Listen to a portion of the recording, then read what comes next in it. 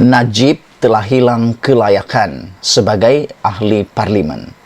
Keputusan speaker kekalkannya salah. Itu tajuk utama ulasan pagi ini yang aku rasa semua orang mengikutinya dan ingin ketahui perkembangannya. Apakah ulasan ini menarik perhatian Anda? Kalau menarik, tinggalkan komen Anda dan habiskan menontonnya. Dan tolong share supaya semua orang tahu Najib telah hilang kelayakan sebagai ahli parlimen. Keputusan speaker kekalkannya salah. Itu tajuk ulasan dipetik daripada Sabudin Hussein. Jika dibaca perkara 48 dalam kurungan 1 kurungan I Perlembagaan Persekutuan, amat jelas bahawa Najib Razak telah hilang kelayakan menjadi ahli parlimen. Perkara 48 dalam kurungan 1 menyatakan seperti berikut. Tertakluk kepada peruntukan perkara ini, seseorang hilang kelayakan untuk menjadi ahli mana-mana satu majlis parlimen jika 48 dalam kurungan 1 kurungan I menulis dia telah disabitkan atas suatu kesalahan oleh sesuatu mahkamah di persekutuan dan dihukum dengan pembenjaraan selama tempoh tidak kurang daripada 1 tahun atau denda tidak kurang daripada RM2.000 dan dia tidak mendapat pengampunan bebas. Keempat-empat syarat kelayakan sebagai ahli parlimen itu ada pada Najib Razak.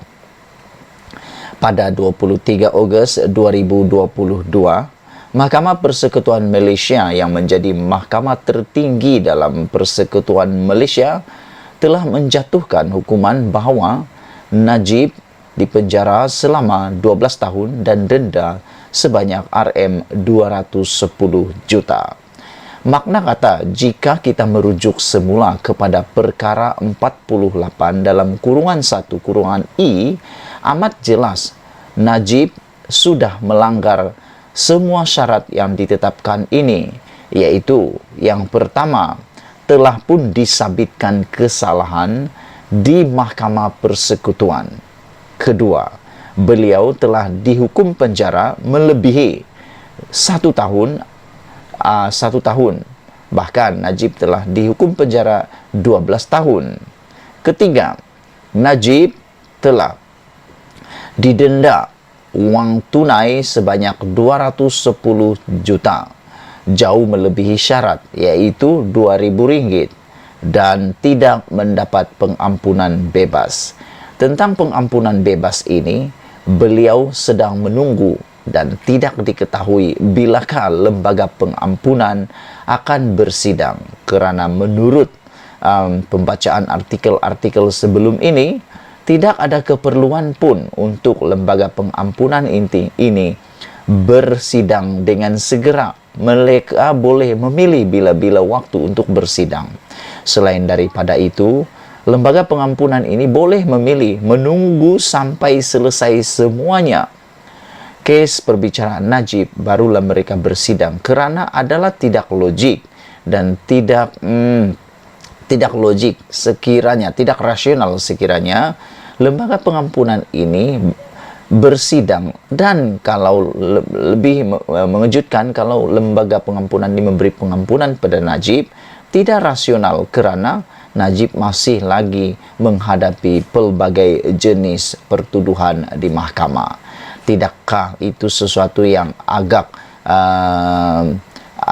melucukan sekiranya setiap kali Najib dijatuhi hukuman, kalau dia bersalah, setiap kali itu jugalah Najib diberikan pengampunan. Bukankah itu sesuatu yang tidak rasional? Oleh sebab itu, aku sambung lagi untuk pengetahuan kamu semua. Sehingga hari ini, Najib Razak tidak mendapat pengampunan bebas. Keputusan Mahkamah Persekutuan itu adalah terakhir dalam sistem mahkamah di Malaysia. Tidak ada mahkamah yang lebih tinggi lagi daripada Mahkamah Persekutuan dalam sistem perundangan di Malaysia. Walaupun Najib Razak ada memfailkan permohonan pengampunan kepada Yang di-Pertuan Agong, tetapi prosiding pengampunan diraja itu belum didengar. Lembaga pengampunan diraja bukannya mahkamah. Pengampunan Najib kepada Yang di-Pertuan Agong mesti atas nasihat Perdana Menteri. Jika sekarang, nasihat itu mesti datang dari Perdana Menteri Ismail Sabri Yaakob di bawah perkara 40 dalam kurungan 1 Perlembagaan Persekutuan, iaitu Yang di-Pertuan Agong hendaklah bertindak mengikut nasihat Perdana Menteri. Dari segi undang-undang, sabitan kesalahan Najib Razak dalam pertuduhan dalam kes SRC Internasional adalah kekal. Hukuman penjara 12 tahun dan denda Rm210 juta adalah berkuat kuasa sekarang. Tidak ada penggantungan pelaksanaan diberikan oleh Mahkamah Persekutuan kepada Najib Razak. Ini bermakna semua syarat hilang kelayakan ini bermakna semua syarat kehilangan kelayakan sebagai ahli parlimen ada pada Najib sekarang.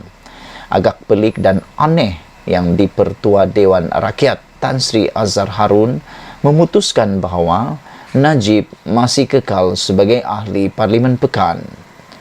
Memang benar, Najib Razak telah memfailkan prosiding semakan review di Mahkamah Persekutuan supaya Mahkamah Persekutuan mendengar permohonan Najib agar keputusan 5 orang hakim yang diketuai oleh Ketua Hakim Negara Tunku Maimun pada 23 Ogos lalu disemak oleh Quorum Hakim-Hakim Mahkamah Persekutuan yang lain.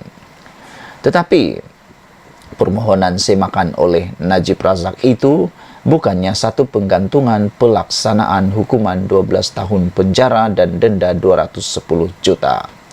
Tidak ada dinyatakan di dalam Perlembagaan Persekutuan bahawa jika seseorang ahli parlimen merayu kepada lembaga pengampunan diraja atau memohon semakan mahkamah, maka kelayakannya sebagai ahli parlimen tetap kekal.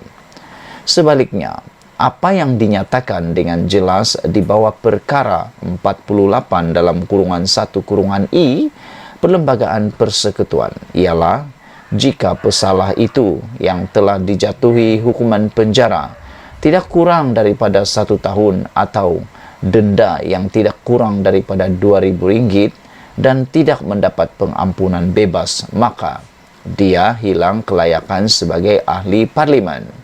Sebagai seorang ahli parlimen dan juga jawatan kuasa pilihan khas kebebasan asasi dan hak-hak di bawah perlembagaan, saya menuntut supaya Yang di-Pertua Dewan Rakyat Tan Sri Azizan Harun mengkaji balik keputusannya tentang kelayakan Najib Razak sebagai seorang ahli parlimen.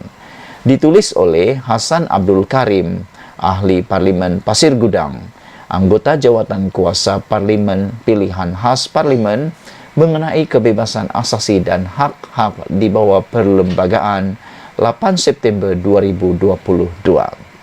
Sekian dulu ulasan pada kali ini. Jangan lupa tinggalkan komen Anda, tekan butang subscribe dan share video ini. Najib telah hilang kelayakan sebagai ahli parlimen. Keputusan speaker kekalkannya salah. Kita jumpa lagi. Bye-bye.